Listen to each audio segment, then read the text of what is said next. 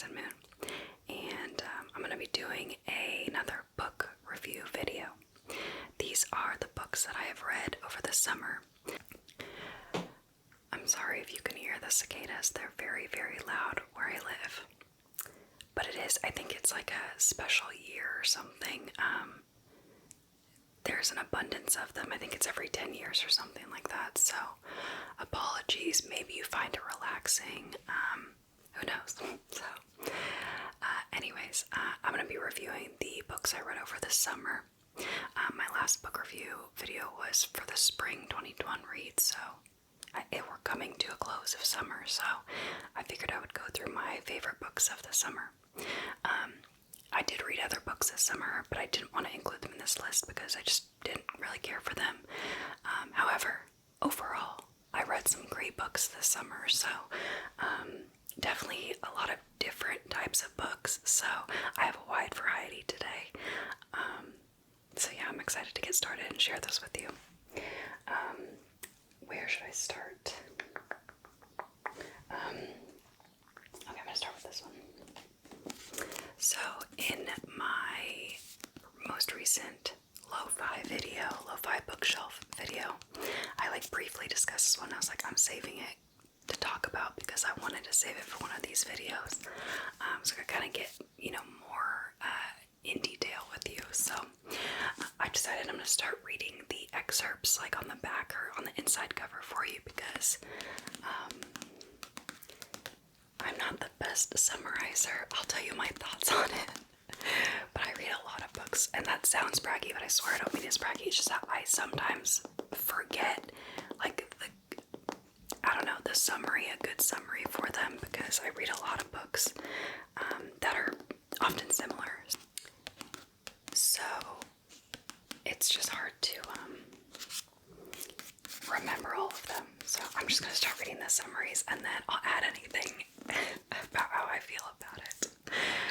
So this one's called The One, and what I will say is that this is literally a really long Black Mirror episode, and if you've seen the Netflix show Black Mirror, first of all, one of my favorite shows of all time, so good. It's sci-fi, so unsettling, about alternate timelines, or not timelines, but I guess some of them are.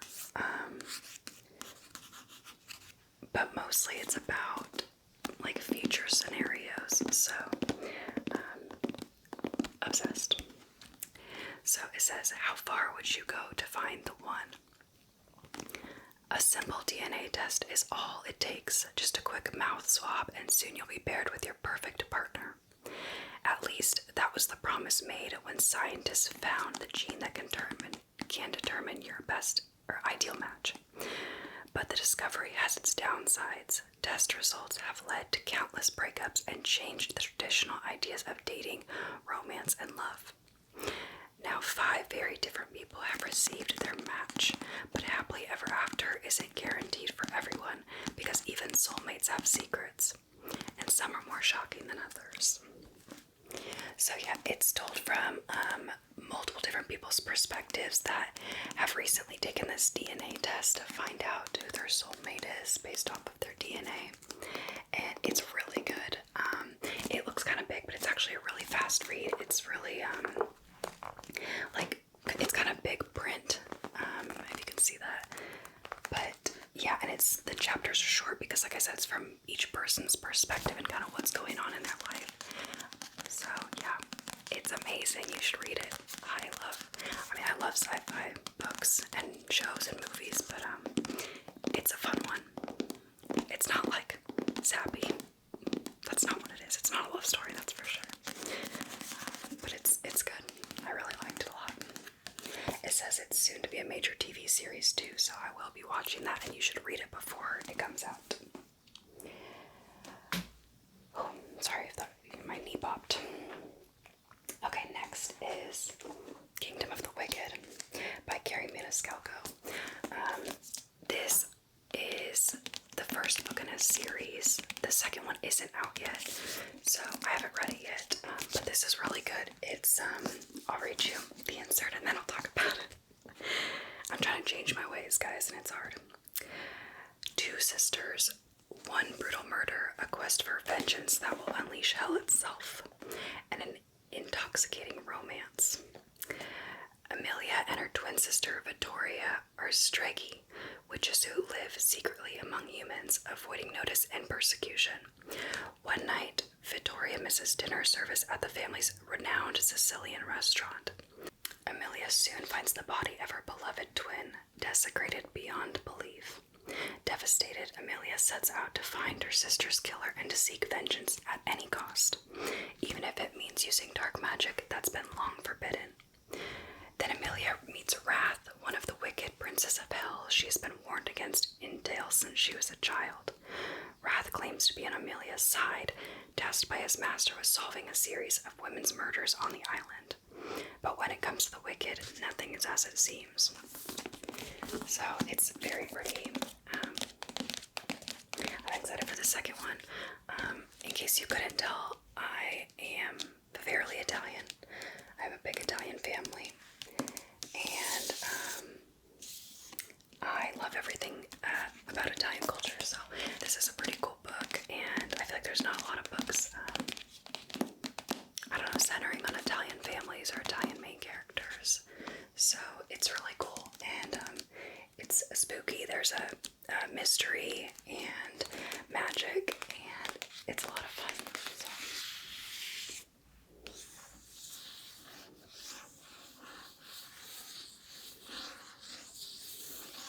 I'm very excited for the second one. Let's see. Okay. I should probably organize my stuff up here. Okay.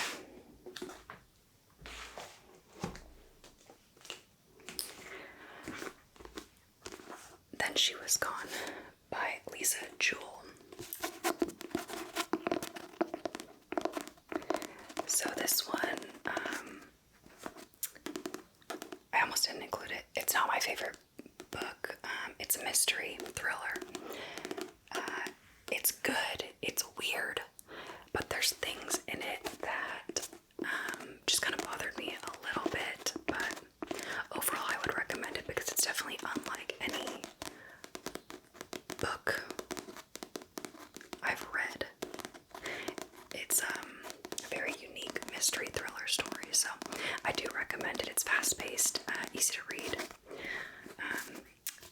So it says, no one ever just disappears. Ellie Mack was the perfect daughter, and then she was gone.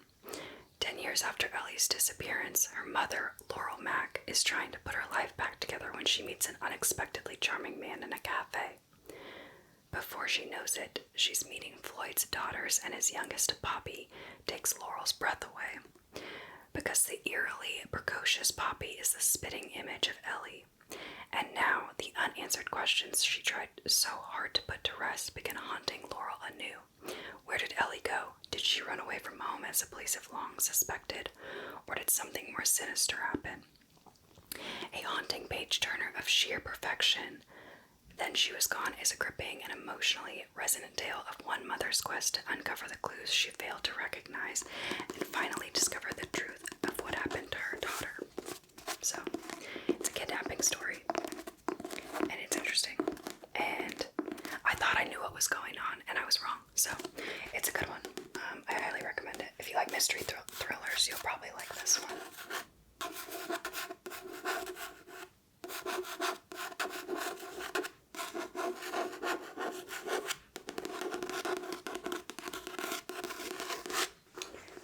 Okay, let's see. What do I want to review next?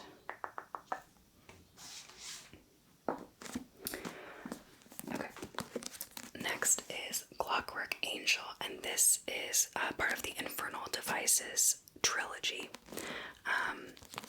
There's 3 books. I read them all, but I figured I would only show you one because, I mean, they all pretty much look the same. There's the Clockwork Angel, the Clockwork Prince, and the Clockwork Princess. I can't quite remember if Prince or Princess is second or third, but whatever, it's a good story. I will say I really liked the story and I liked the setting. The setting was what got me. It's in like 1800s England or London, and it's about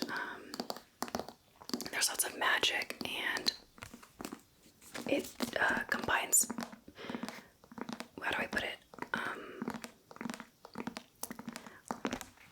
magic with the real world. So it's not like a whole other world. It's a real 1800s England, and but also there's mythical stuff going on. So anyways, it's really good.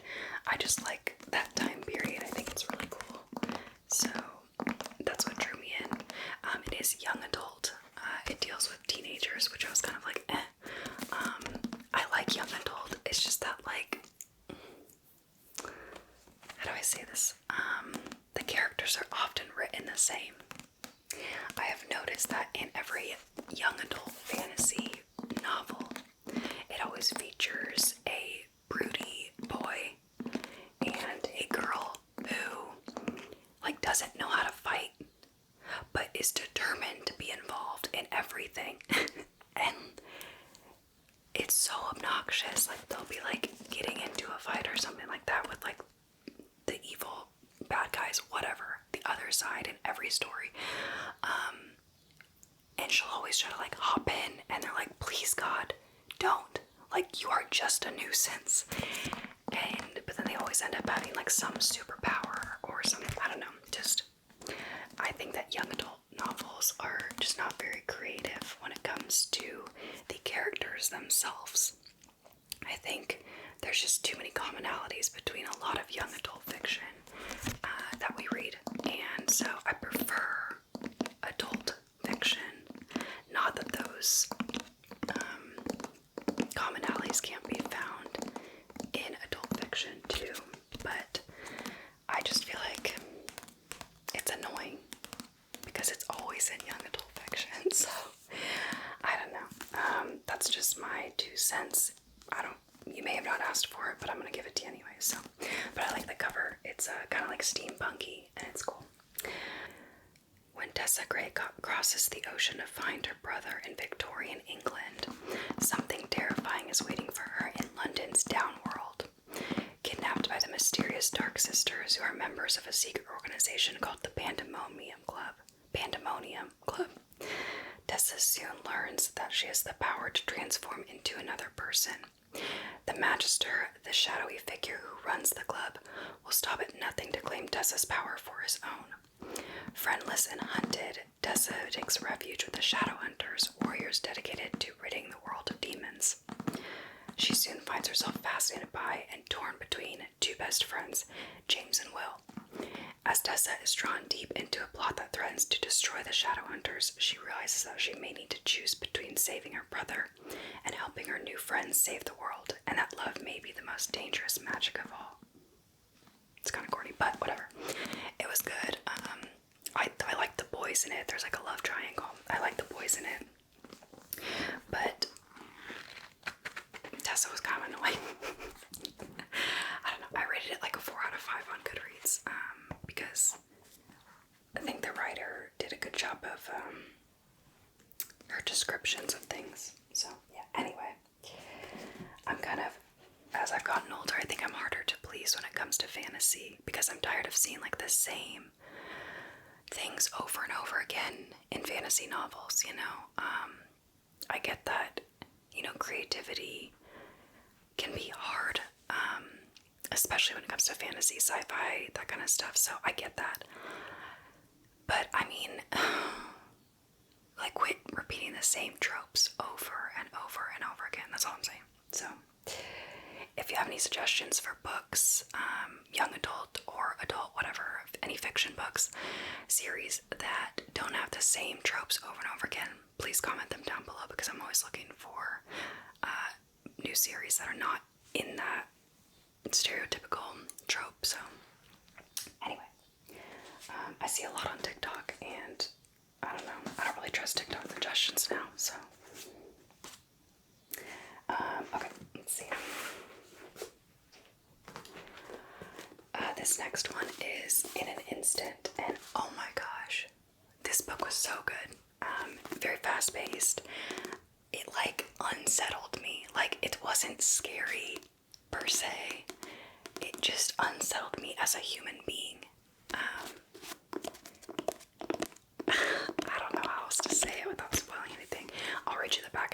I'll comment further. One moment, 11 lives altered, and a truth only she can see.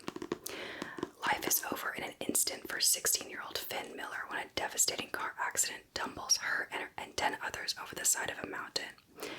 Suspended between worlds, she watches helplessly as those she loves struggle to survive. Impossible choices are made, decisions that leave the survivors tormented with grief and regret. Unable to let go, Finn keeps vigil as they struggle to reclaim their shattered lives. Jack, her father, who seeks vengeance against the one person he can blame other than himself. Her best friend Mo, who bravely searches for the truth as the story of their survival is rewritten. Her sister Chloe, who knows Finn lingers and yearns to join her. Her mother Anne, who saved them all but is haunted by her decisions. Finn needs to move on, but how can she, with her family still in pieces? So, yeah, it's very good, and it's completely told from the perspective of the spirit of the girl who dies in the accident. So, it's very good, and it really dives into like being a human and choices in tragic situations, and I thought it was unlike any other book I've ever read. And it really just dove into our deepest, darkest ego issues and survival instincts, and what we would do for our loved ones. So it's really good. I highly recommend this one. 5 out of 5. I should probably add like a star rating to these, but I can tell you. Okay, so that one was 5 out of 5. The Clockwork Angel Infernal Devices series, 4 out of 5. Maybe a 3.5. Then She Was Gone, 3.5 out of 5. The One, 5 out of 5. And let's see, Kingdom of the Wicked, 4 out of 5. I'm going off of Goodreads ratings because that's what I'm used to. I don't know about you guys, but I promptly hop on and rate books after I finish them. So I'm annoying. Okay, next up is, sorry, I had to like sort my things over here. The Book of Accidents by Chuck Wendig. So in a previous video, I talked about Wanderers, which was another very large book by Chuck Wendig. And Wanderers is to this day one of my favorite, my favorite sci-fi apocalypse book of all time, and one of my favorite books of all time. It was long, it was a roller coaster ride, and it was so good. But I'm not talking about that book today, and I do this a lot where I just talk about other books because they make me think of them. So, anyways. The Book of Accidents by Chuck Wendig. This just came out, and I finished it, I don't know, 2 weeks ago, maybe a week ago. But it just came out in July. And this book scared the crap out of me. Like, I would read it. I read late at night, and I didn't want to go to the bathroom. I was like scared to get up, but I like couldn't put it down. And it mixes sci-fi, it mixes like supernatural stuff to an extent. I can't give anything away, but it reads like a Stephen King book. So it's very good, and like I said, it scared me. I was freaked out, and I don't really get scared by books. I love scary stuff. I watch a ton of scary movies. Big horror fan. And I get scared, I can't lie. I definitely get like spooked, but I still like watching them because they're entertaining. So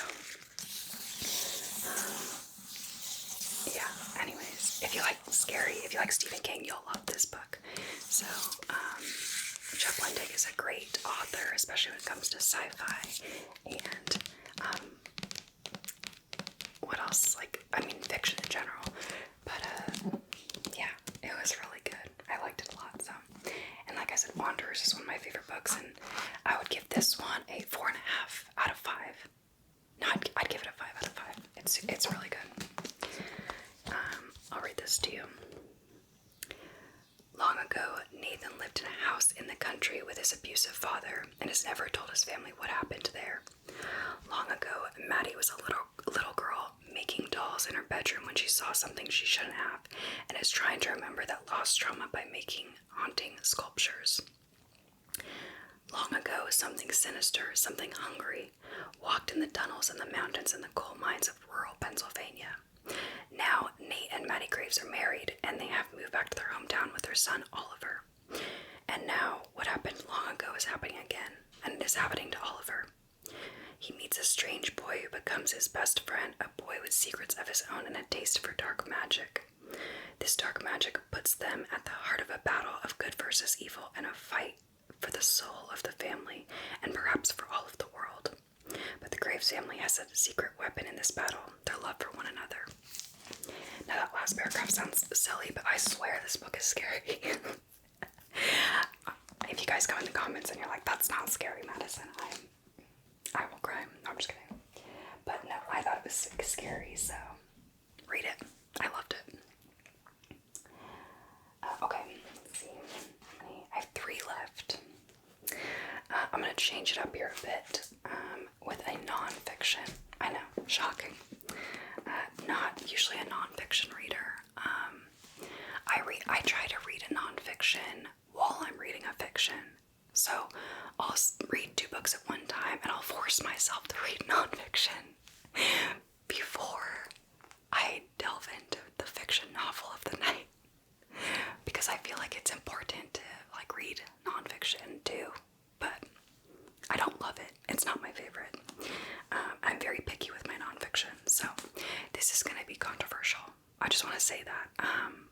But yeah, before I get into it, I just want to say I'm not going to share my personal views about this topic or anything. It was a really interesting book by a very interesting and talented journalist. So I'm going to get into it. I probably made a bigger deal than I needed to, but I just didn't want people in the comments making any assumptions about me, because that's not fair. So anyways, it is How to Change Your Mind: What the New Science of Psychedelics Teaches Us About Consciousness, Dying, Addiction, Depression, and Transcendence. So Michael Pollan, who is a very good journalist and has written multiple books that I've read, he's one of the few nonfiction writers that I really, really like. He just has a way of taking complicated subjects from an unbiased point of view and breaking them down for those of us who aren't, scientists or politicians and biologists, and just making it make sense. And so it was really good. I read it pretty quickly. It talks about psychedelics and how that has the potential. It talks about the history of studies done, why it got banned, what happened, the culture around it, what they're doing now, studies that they're working on now. So it's really cool. I recommend it. It doesn't try to tell you to do anything, or it doesn't sway either way, but it's just a really interesting book. So if you're interested in that kind of stuff, yeah, I would say 5 out of 5 on this one. I'm not going to read the back because, like I said, I didn't want to get too into it. I just wanted to include it because I don't know what you guys are interested in reading, and maybe this is something that would interest you, and I want to share everything, with you within reason. And I do these book videos, and I want to talk about books that I read, so yeah. Anyway, I just finished this one pretty recently. This is the 100 Years of Lenny and Margot. This book was really sweet and funny, super funny. I have some dog hair on it. It was about, once again, I'm just gonna read it. 17-year-old Lenny Peterson lives on the terminal ward at the Glasgow Princess Royal Hospital. Though she's been told she's dying, Lenny still has plenty of living to do. Joining the hospital's arts and crafts class, she meets the magnificent Margot, an 83-year-old, purple pajama-wearing, fruitcake-eating rebel who transforms Lenny's life in ways she never imagined. as their friendship blooms, a world of stories opens up for those unlikely companions who, between them, have been alive for 100 years. Though their days are dwindling, both are determined to leave their mark on the world. With the help of Lenny's doting palliative care nurse and Father Arthur, the hospital's patient minister, Lenny and Margot devise a plan to create 100 paintings showcasing the stories of the century they've lived. Stories of love and loss, of courage and kindness, of unexpected tenderness and pure joy. Though the end is near, life isn't quite done with these unforgettable women just yet. Delightfully funny and bittersweet, heartbreaking, yet ultimately uplifting, the 100 years of Lenny and Margot reminds us of the preciousness of life as it considers the legacy we choose to leave, how we influence the lives of others even after we're gone, and the wonder of a friendship that transcends time. So, this was a really sweet book. It is, I think it takes place in somewhere in the UK. Here we go again. Madison doesn't know geography.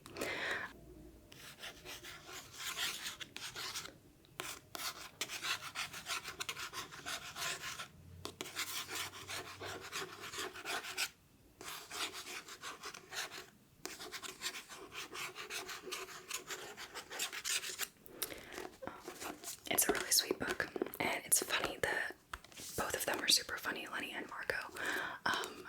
It did make me tear up a little bit at the end, but overall, it's not a sad book, even though they're both like dying. It's not about that. It's about the life that they've lived and how like a 17-year-old and an 83-year-old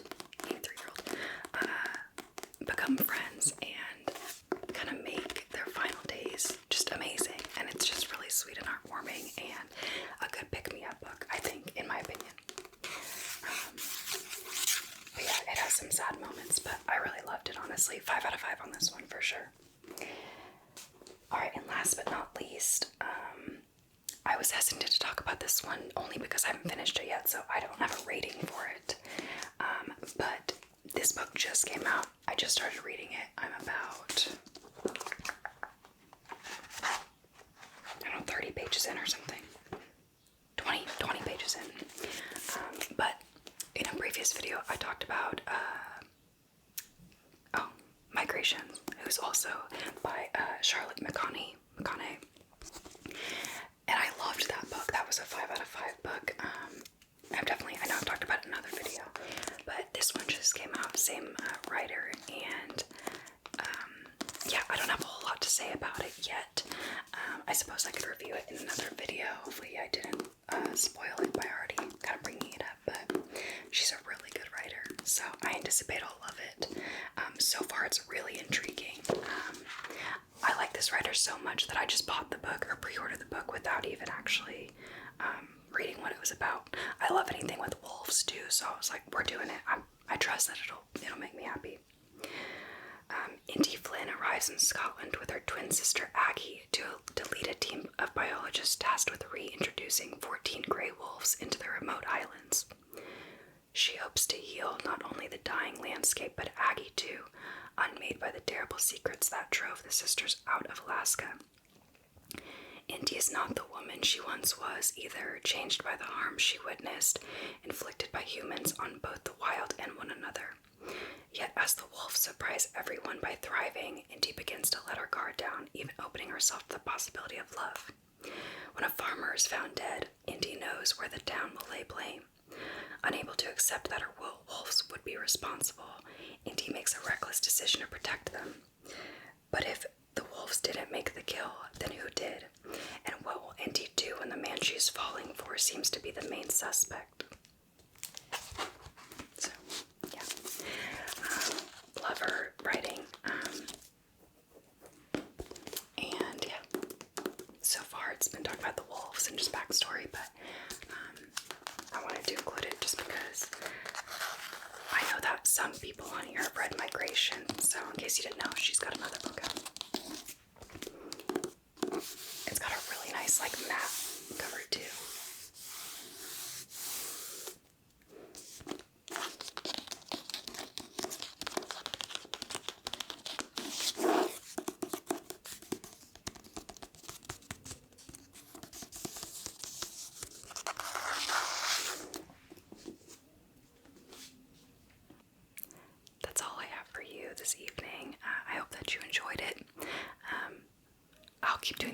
videos. I'll read more books come fall, and I'll do a full review video.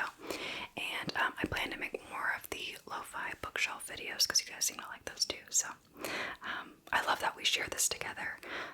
I love books, and when I made my first book review video, I didn't expect that people were going to like them so much. So thank you so much for watching, and thanks for commenting down below and letting me know if you've read the books or if you plan to read them, and what your thoughts are, because I really like talking with you guys. So anyways, I hope that you're doing well as always, and I hope that you're relaxed.